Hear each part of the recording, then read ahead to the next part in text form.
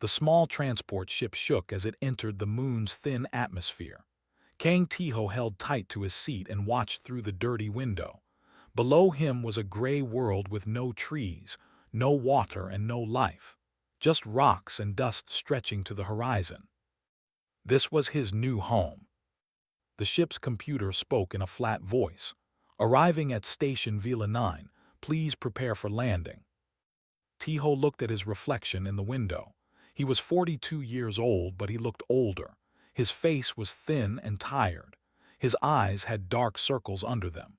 6 months ago, he had been one of the best engineers in the Earth Union. He had designed power systems for colony ships. He had built reactors that lit up entire cities on distant worlds. Now he had nothing. The scandal had destroyed everything. His colleagues had blamed him for an accident that killed 12 workers. They said he had cut corners to save money. They said he had ignored safety warnings. None of it was true, but the truth did not matter. The company needed someone to blame, and Tiho was easy to sacrifice. His wife, Yuna, had left him 3 days after the tribunal. She took the apartment, the savings, and their daughter. She said she could not be married to a man who killed people. She did not wait to hear his side of the story. Tiho had spent his last money on the salvage rights to this abandoned station. It was the cheapest property in the galaxy, and now he understood why. No one wanted to live on a dead moon at the edge of known space. The ship landed with a heavy thump. Dust rose around the windows and slowly settled. Tiho grabbed his bag and walked to the exit door. It opened with a hiss, and cold air rushed in. Station Vila 9 stood before him like a sleeping giant. It was massive, much bigger than he had expected. The main structure was a dome made of dark metal that had turned green with age. Around it were smaller buildings connected by covered walkways. Everything was covered in a layer of gray dust. The station had belonged to the Veloxy, an insect-like species that had lived here 300 years ago. One day, without any warning, they had all left. They took nothing with them. They just walked onto their ships and flew away, leaving everything behind. No one knew why. No one cared enough to find out. Tiho walked toward the main entrance. His boots left prints in the dust that had not been touched for centuries. The door was large and round, designed for creatures much bigger than humans. He found the control panel and connected his portable computer to it. After a few minutes of work, the door groaned and slowly slid open. Inside, it was dark. Tiho turned on his flashlight and stepped forward. The beam of light cut through the blackness and showed him a long hallway with walls made of strange, curved metal. The Veloxy did not build like humans. Everything was smooth and organic, like the inside of a shell. His first task was to get the power working. He spent 3 hours following old cables and pipes until he found the main reactor room. The reactor was alien technology, but Tiho was a good engineer. After studying it for a while, he figured out how it worked. He made some repairs, replaced a few broken parts with supplies from his ship, and activated it. The lights came on with a soft hum. They were dim and orange, not like human lights, but they worked. Tiho allowed himself a small smile. It was the first time he had smiled in months. Over the next few days, he explored the upper levels of the station. There were living quarters with beds shaped like large bowls. There were kitchens with strange cooking devices. There were workrooms filled with tools he did not recognize. Everything was covered in dust, but nothing was damaged. It was like the Veloxy had just stepped out and never came back. Tiho chose a small room near the reactor and made it his home. He cleaned the floor, set up his sleeping bag, and unpacked his few belongings: a photo of his daughter, some books, his engineering tools. It was not much, but it was enough. He started working on the atmospheric processors next.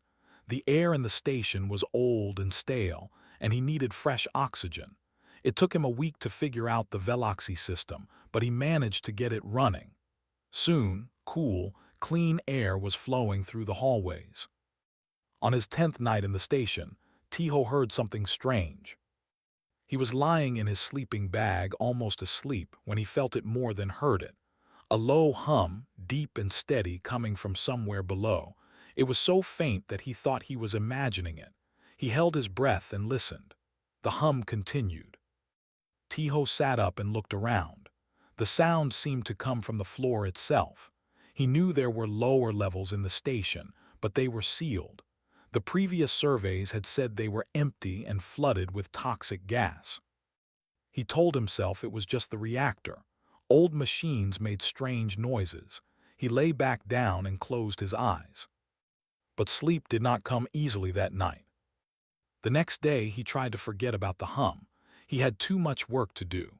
The water recycling system needed repairs. The food storage units needed cleaning. There was a hole in one of the walkways that let cold air in. He worked from morning until night, falling into bed exhausted.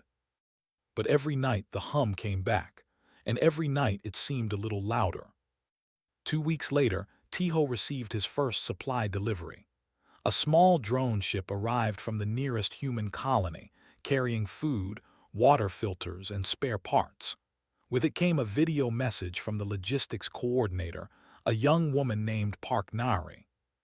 "Hello, Mr. Kang," she said with a bright smile. "I'm Nari and I'll be handling your supply runs.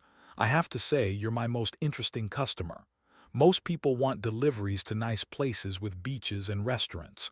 You picked a haunted alien station on a dead moon. Very cool." Tiho found himself smiling at the screen. It was strange to hear another human voice after so long. He recorded a reply. "Thank you for the delivery. The station is not haunted. It's just old and dusty. I'm making good progress with the repairs." He did not mention the hum. That night the sound was louder than ever. It seemed to pulse like a heartbeat, slow and steady. Tiho lay in the darkness and stared at the ceiling. He could not ignore it anymore. Tomorrow, he decided, he would go down and find out what was making that sound. He had come to this moon to escape his past and start over. He had wanted peace and quiet. He had wanted to be alone with his work and his thoughts. But something in the depths of Station Vila 9 had other plans.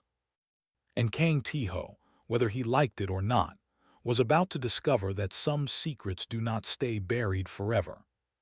3 weeks had passed since Tiho arrived at Station Vila 9. The upper levels were now clean and warm. The lights worked. The air was fresh.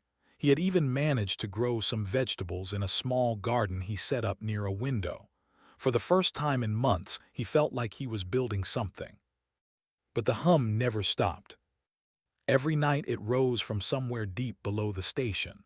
Sometimes it was soft, like a distant song. Sometimes it was strong enough to make the walls shake slightly. Tiho had tried to ignore it.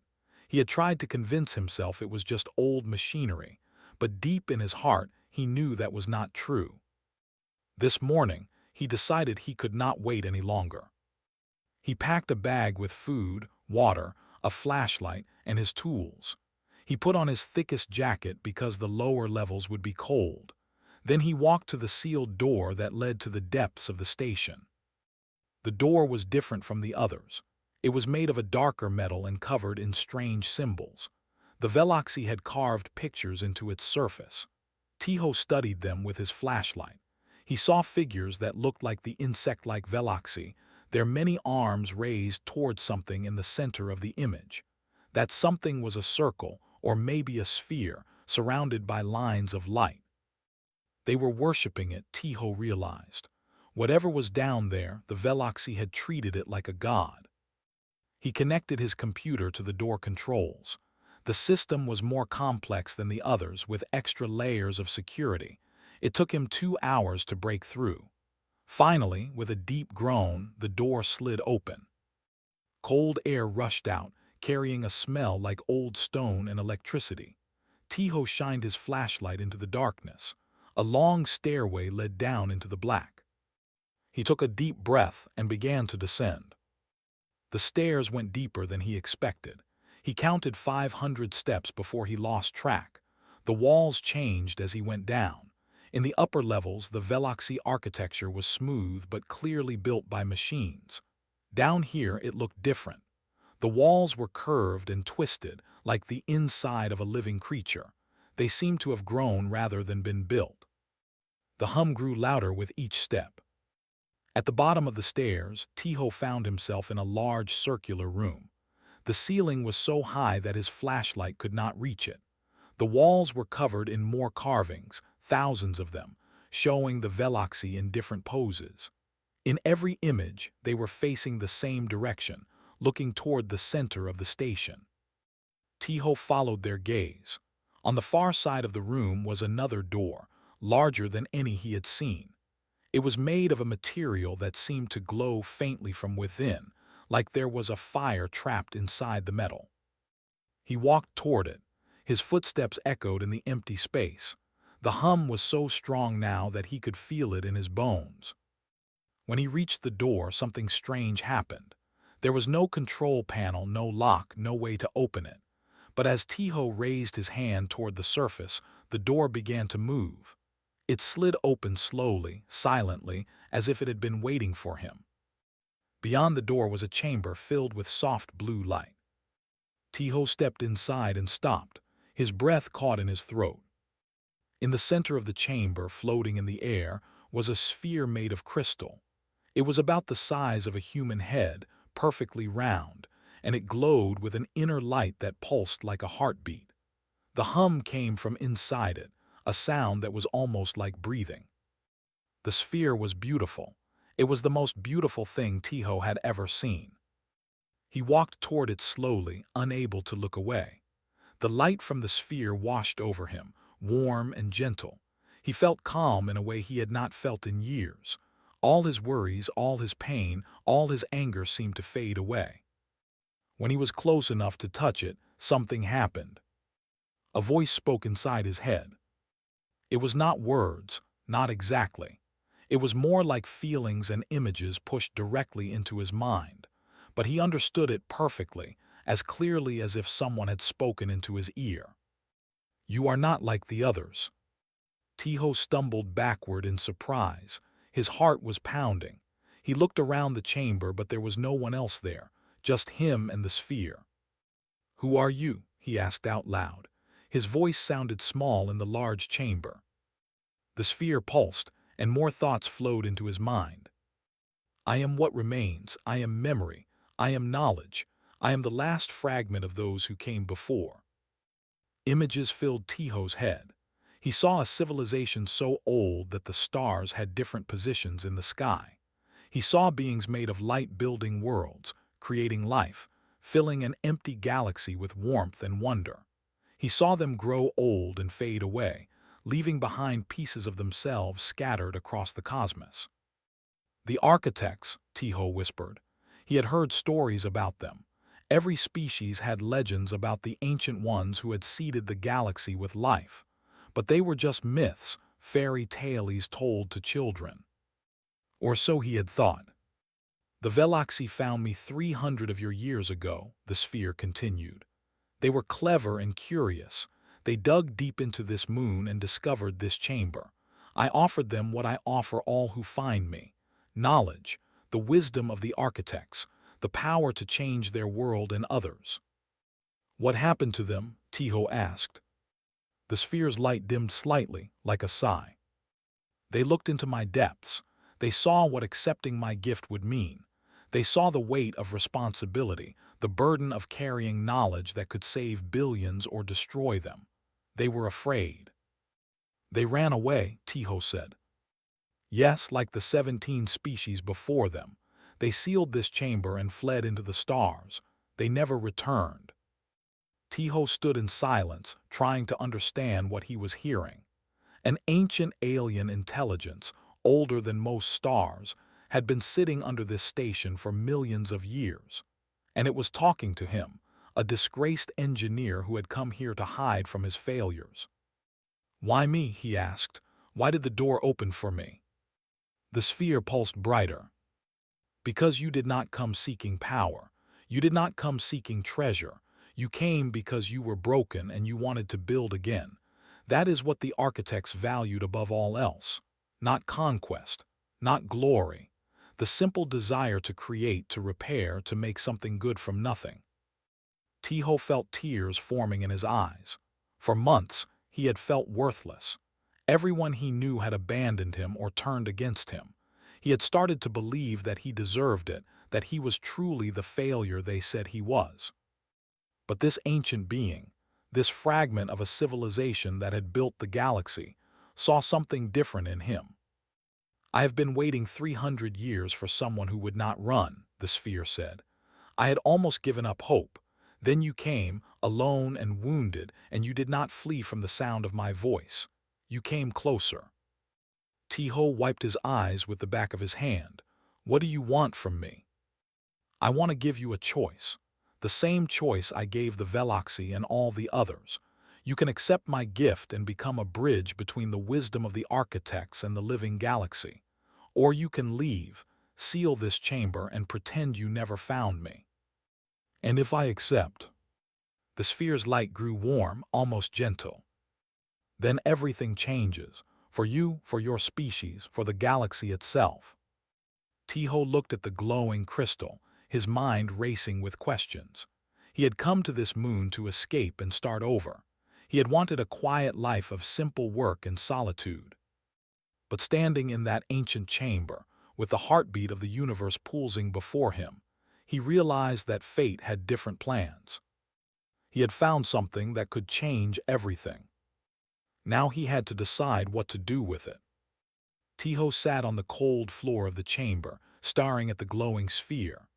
Hours had passed since it first spoke to him, but he could not bring himself to leave. The light from the crystal washed over him in gentle waves, and the hum had become almost comforting, like a mother's heartbeat heard from inside the womb. Tell me more, he said finally.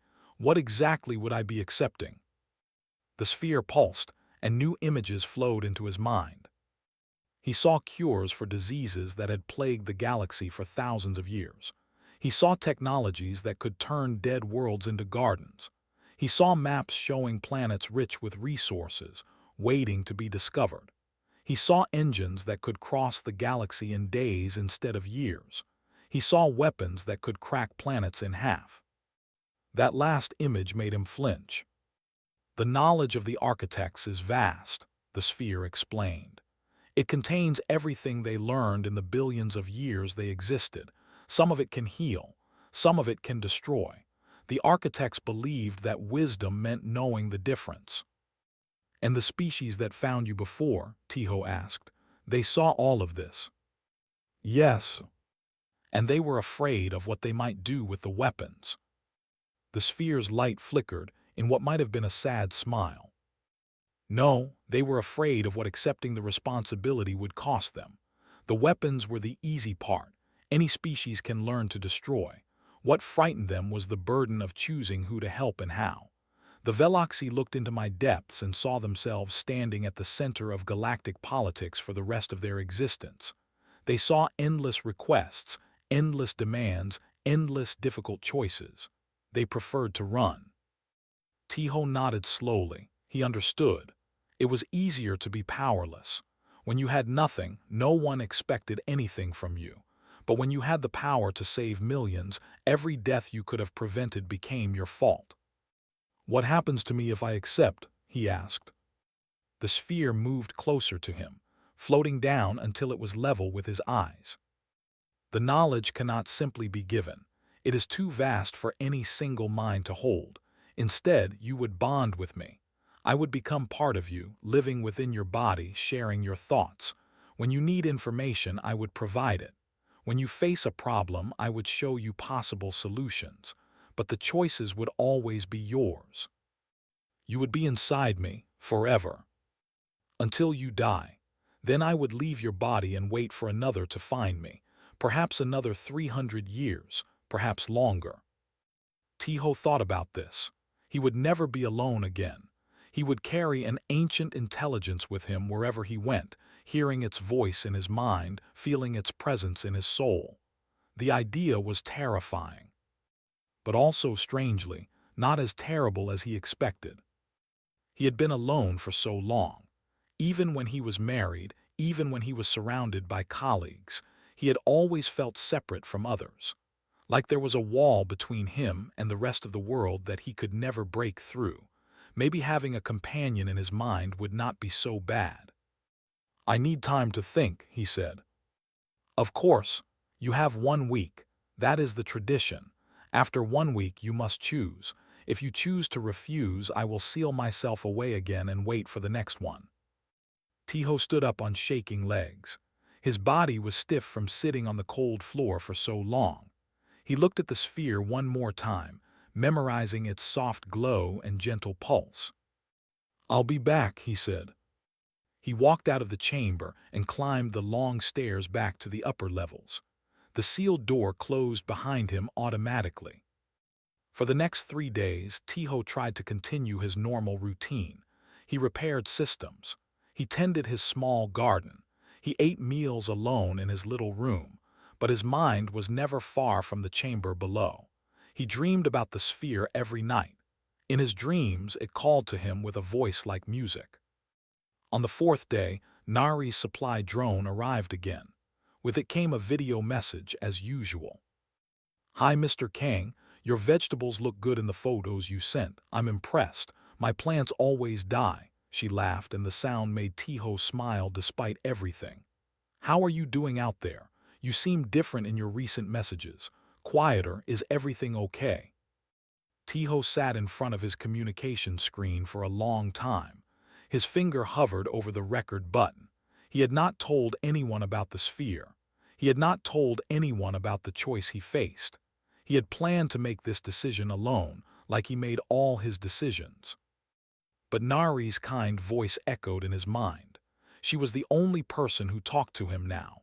The only person who seemed to care whether he was alive or dead. Maybe, just this once, he did not have to be alone. He pressed the button and started talking. He told her everything: his past, the scandal that destroyed his career, his wife leaving him, finding the abandoned station, the hum in the night, the descent into the depths, the sphere that spoke in his mind, the choice it offered. When he finished, he felt empty and exhausted, like he had poured out his entire soul. He sent the message and sat back, suddenly terrified of what Nari would think. She would probably decide he was crazy. She would probably stop sending him supplies and leave him to die on this forgotten moon. The reply came 6 hours later. Nari's face on the screen was serious, not smiling like usual. "I watched your message 3 times, she said. "At first I thought you were joking. Then I thought maybe the loneliness had gotten to you. But I know you, Mr. Kang. I've been reading your messages for weeks. You're the most practical, careful, boring person I know." She smiled slightly at that. "If you say you found an ancient alien intelligence that wants to give you the secrets of the universe, then I believe you found an ancient alien intelligence that wants to give you the secrets of the universe." Tiho felt tears in his eyes again. He seemed to cry a lot lately. "Here's what I think," Nari continued. "You spent your whole life building things for people who never appreciated it. You gave them your best work, and they threw you away when it was convenient. You came to that dead moon because you thought you deserved to be forgotten. But maybe the universe has a different plan. Maybe you were supposed to find that sphere. Maybe you're exactly the person it's been waiting for." She leaned closer to the camera. "I can't tell you what to do, but I can tell you this. If you refuse, you'll spend the rest of your life wondering what could have been. And if you accept, at least you'll know you tried. At least you'll know you were brave enough to say yes when everyone else said no." Tiho watched the message again and again. Nari's words played in his mind as he lay in bed that night, staring at the ceiling while the hum pulsed from below. He thought about the Veloxy and the 17 species before them. They had all looked at the same choice and run away. They had chosen safety over responsibility, comfort over challenge, fear over hope. Was that what he wanted to be? Another name on the list of those who could not handle the weight of greatness. He thought about his daughter, growing up without him. He thought about all the people he had helped with his engineering work, the colonies that ran on power systems he had designed. He thought about the 12 workers who had died in the accident, whose ghosts still haunted his dreams. He could not bring them back. He could not fix what had happened in the past, but maybe, just maybe, he could do something that mattered in the future. On the 7th day, Tiho returned to the chamber. The sphere was waiting for him, glowing softly in the darkness. "You have decided," it said. "Yes. And your choice." Tiho took a deep breath. His heart was pounding. His hands were shaking. He was more afraid than he had ever been in his life. But he was also, for the first time in years, absolutely certain. "I accept." The sphere's light exploded into a brilliant white. It flew toward him, passing through his chest like a wave of pure energy. Tiho gasped as warmth flooded through every part of his body. He felt the ancient knowledge pouring into him, more information than he could possibly understand, settling into the corners of his mind like water filling an empty vessel. When it was over, he stood alone in the dark chamber. But he was not alone anymore. He could feel the presence of the sphere inside him, quiet and patient, waiting to be called upon. He had made his choice. Now he had to live with it. The days after the bonding were strange and difficult. Tiho woke up each morning with a head full of knowledge that had not been there before. He would look at a broken machine and suddenly understand exactly how it worked and how to fix it. He would glance at the stars and know their names, their ages, the planets that circled them. He would close his eyes and see maps of the galaxy stretching across millions of light years. The sphere was always there, a warm presence at the back of his mind. It did not speak often, but when he had questions, it answered. When he was confused, it guided him. When he was afraid, it sent waves of calm through his body. But the knowledge was heavy. Sometimes Tiho would lie awake at night, overwhelmed by everything he now knew. He understood cures for diseases that killed billions every year. He knew how to build power sources that would never run out. He saw solutions to problems that had troubled scientists for generations. And with that knowledge came responsibility. He could not simply keep it to himself. That would make him no better than a miser sitting on a pile of gold while people starved outside his door. But he also could not share it carelessly. The architect's knowledge included terrible weapons and dangerous technologies. In the wrong hands, it could destroy civilizations instead of saving them. "How do I do this?" he asked the sphere one night, sitting alone in his small room. "How do I share what I know without causing harm?"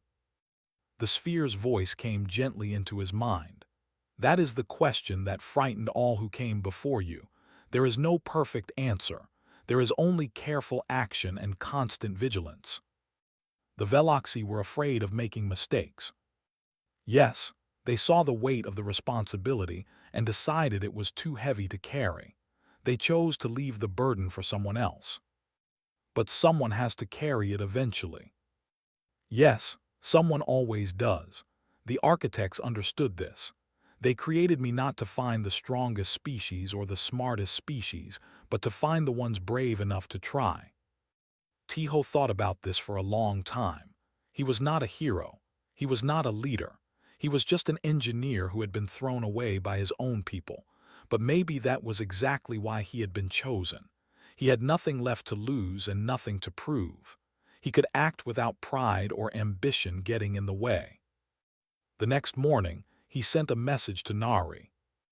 "I need your help," he said. "I'm going to start sharing what I know, but I can't do it alone. I need someone to help me organize everything, to handle the communications and logistics. Someone I can trust." Nari's reply came faster than he expected. "I've been waiting for you to ask. Give me 2 weeks to quit my job and pack my things. I'm coming to join you." True to her word, Nari arrived at Station Vila 9 14 days later. She stepped off her ship with 2 bags and a huge smile. "Nice place," she said, looking around at the dusty corridors. "Very cozy. I love what you've done with the ancient alien decorations." Tiho laughed. It felt strange to laugh. He had almost forgotten how.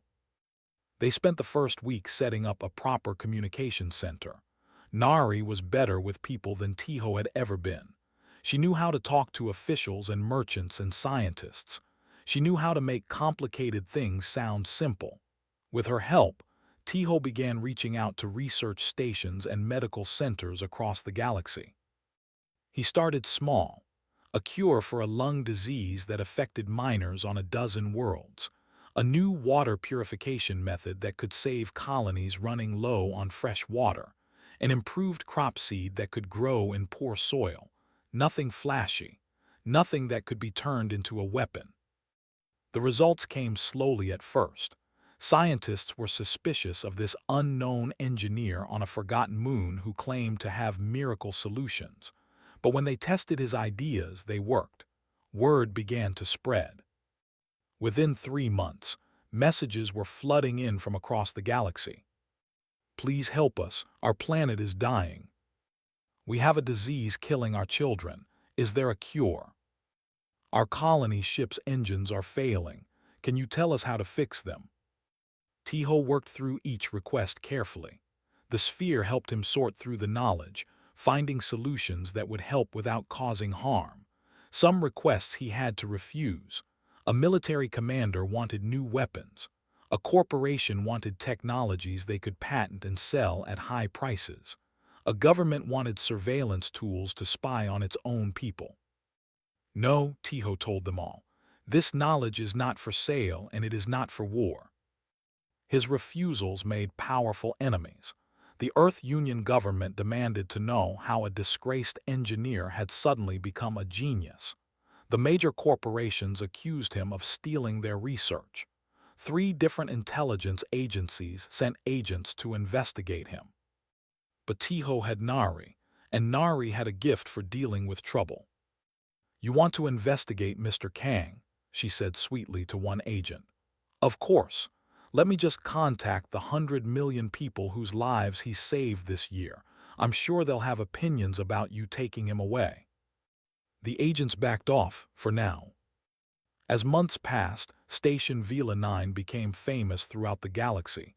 People called it the Miracle Station.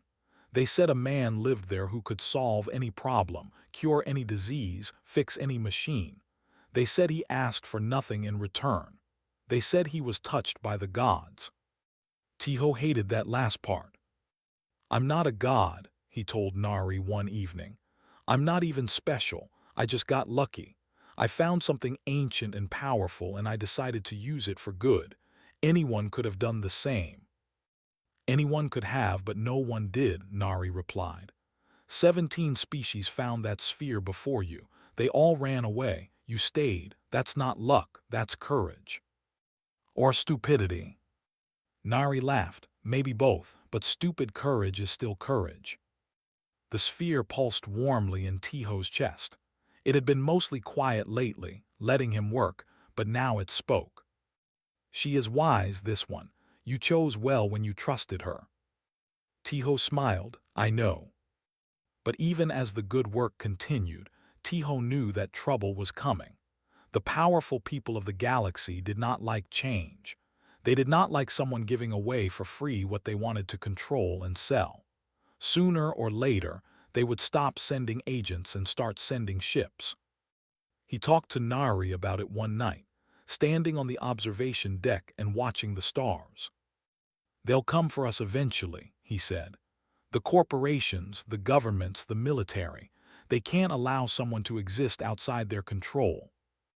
I know, Nari said quietly. Are you scared? She thought about it. A little, but I'm more scared of what the galaxy would be like if we stopped. All those people out there waiting for help. If we give up, who will help them? Tiho nodded. He felt the same way. Then we keep going, he said, for as long as we can. Nari took his hand and squeezed it gently. Together, they stood there in the starlight, 2 small humans on a forgotten moon at the edge of the galaxy. They had no army, no fleet, no powerful allies. They had only knowledge, determination, and each other. But sometimes that was enough. And sometimes The smallest lights shine brightest in the darkest places. 6 months had passed since Tiho accepted the sphere's gift. Station Vela 9 was no longer abandoned. It hummed with life and activity. Scientists from a dozen species worked in laboratories that Tiho had built with the architect's knowledge. Doctors trained in medical techniques that could save millions. Engineers studied clean energy systems and faster-than-light engines. Teachers prepared lessons that would spread this wisdom to every corner of the galaxy. And at the center of it all stood Kang Tiho, the quiet engineer who had come to a dead moon to hide from his past and found instead a future beyond his wildest dreams. Nari had become his partner in every way. She handled the politics, the communications, the endless stream of visitors who wanted to see the miracle station with their own eyes. She smiled when Tiho could not and spoke when he had no words. Together, they had built something remarkable. But the storm was coming. Tiho felt it first as a whisper from the sphere, a warning sent across the cold depths of space. Then the sensors confirmed it. A fleet was approaching. Not a small group of scouts, but a full armada. Ships from 3 different galactic powers, united for the first time in centuries by their fear of what Tiho represented. "They're demanding we surrender the station," Nari reported, her face pale but her voice steady. "They want all research stopped and all knowledge transferred to their control. They say if we refuse, they'll take it by force." Tiho stood at the observation window, watching the distant stars. Somewhere out there, hundreds of warships were rushing toward them. Each one carried weapons that could crack mountains and burn cities. Against that kind of power, Station Vela 9 had no chance. "How long until they arrive?" he asked. 18 hours. "Is everyone evacuated?" "The scientists left yesterday. The doctors and teachers went this morning. It's just us and the core team now." Tiho turned to look at her. "You should go too. Take a ship and get as far away as possible. I'll stay and—" "Don't be stupid," Nari interrupted. "If you think I'm going to leave you alone to face an armada, you really don't know me at all." Despite everything, Tiho smiled. "I had to try." "And you failed. Now what's the plan?" Tiho reached into his mind, touching the warm presence of the sphere. For 6 months, he had used its knowledge to heal and build and teach. He had refused to use it for war, but now war had come to him anyway. "I could build weapons," he said slowly. "The sphere knows how to make things that would destroy that fleet in seconds. We could defend ourselves." "But you won't." "No. If I use the architect's knowledge for violence, I become exactly what everyone feared. I prove that power corrupts. I destroy everything we've built here." Nari nodded. She understood. "So what do we do?" Tiho was quiet for a long moment. Then the sphere pulsed inside him and an idea formed in his mind. Not a weapon, something better. "We tell the truth," he said.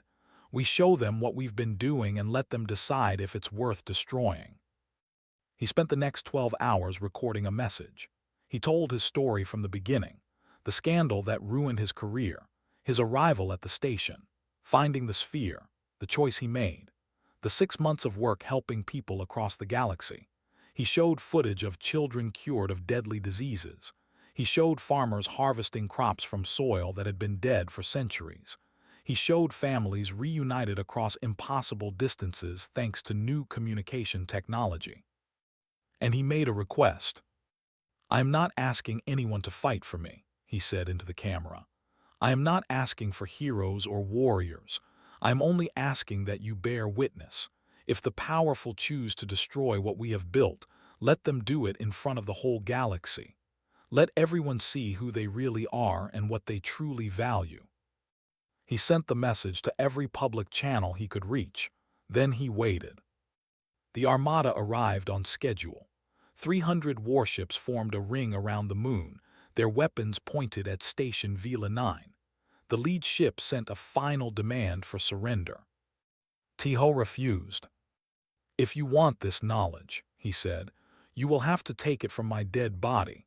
and you will do it while the entire galaxy watches." The fleet commander hesitated. His ships were ready. His soldiers were ready. Victory was certain. But Tiho's message had spread further than anyone expected. News stations across the galaxy were broadcasting live. Billions of beings watched their screens, waiting to see what would happen. And then something unexpected occurred. A single civilian transport dropped out of hyperspace between the fleet and the station. Then another. Then a dozen. Then 100. Within an hour, thousands of ships had arrived from every corner of the galaxy. Cargo haulers, passenger ferries, mining vessels, private yachts, family shuttles, ships of every size and shape, piloted by ordinary people who had received Tiho's message and decided to respond. They formed a wall between the warships and Station Vila 9. "What are they doing?" the fleet commander demanded on an open channel. "This is a military operation. Civilians must clear the area immediately." A voice came back. It was a middle-aged woman with tired eyes and work-worn hands. "My daughter was dying of the red fever," she said. "Dr. Kang sent us a cure when no one else would help. I'm not moving." Another voice joined in. "He fixed our colony's water system, saved 5,000 lives." And another. "He taught our engineers how to repair our failing power grid." More and more voices filled the channel. Stories poured in from across the galaxy. People whose lives had been touched by the work at Station Vila 9. People who had never met Tiho but had benefited from his gifts. People who had simply heard the message and decided that enough was enough. They were not warriors, they had no weapons, but they had something more powerful. They had numbers, they had determination, and they had the attention of every news station in the galaxy. The fleet commander stared at his sensors in disbelief. His military analysis programs told him he could still win. He could push through the civilian ships and take the station. But the cost would be enormous, not just in lives but in reputation. The powerful governments he represented would be seen as monsters who slaughtered innocent people to steal from a healer. The price was too high. "All ships," the commander said finally, his voice bitter, "withdraw to the border. We are standing down." The armada turned and flew away. On the observation deck of Station Vila 9, Tiho and Nari watched the lights of the ships that had come to save them. There were so many that they filled the sky like new stars. "You know they'll come back," Nari said quietly. "I know. Are you afraid?" Tiho considered the question. A year ago he would have said yes. A year ago he was a broken man hiding from his failures. But now, standing in the light of 1,000 ships crewed by people who believed in what he had built, he felt something different. "No," he said. "I spent my whole life being afraid, afraid of failure, afraid of disappointment, afraid of being alone, but I finally understand something." "What's that?" Tiho turned to face the stars, feeling the sphere pulse warmly in his chest like a second heartbeat. Humanity's strength was never in our technology or our empires. It's in our stubbornness. We don't give up. We don't run away. Even when we're broken and alone, we find a way to rebuild. And that's why the architects chose us. Not because we're the smartest or the strongest, but because we refuse to quit. Nari took his hand again. "Is that the sphere talking or you?" Tiho smiled. "Both, we're the same now." They stood together as the civilian fleet slowly dispersed, returning to homes across the galaxy. The crisis was over, but the work would continue. There would be more challenges, more enemies, more difficult choices, but Tiho was no longer afraid. He had come to Station Vila 9 as an exile, a failure, a man with nothing left to lose. He had found an ancient treasure and chosen to share it with the universe, and in doing so, he had discovered something even more valuable than the architect's knowledge. He had found his purpose. Below his feet, the old station hummed with new life. Above his head, the stars stretched out in endless invitation. And in his chest, the last fragment of a billion-year-old civilization beat in perfect rhythm with his human heart. Kang Tiho had started over. And he had finally come home,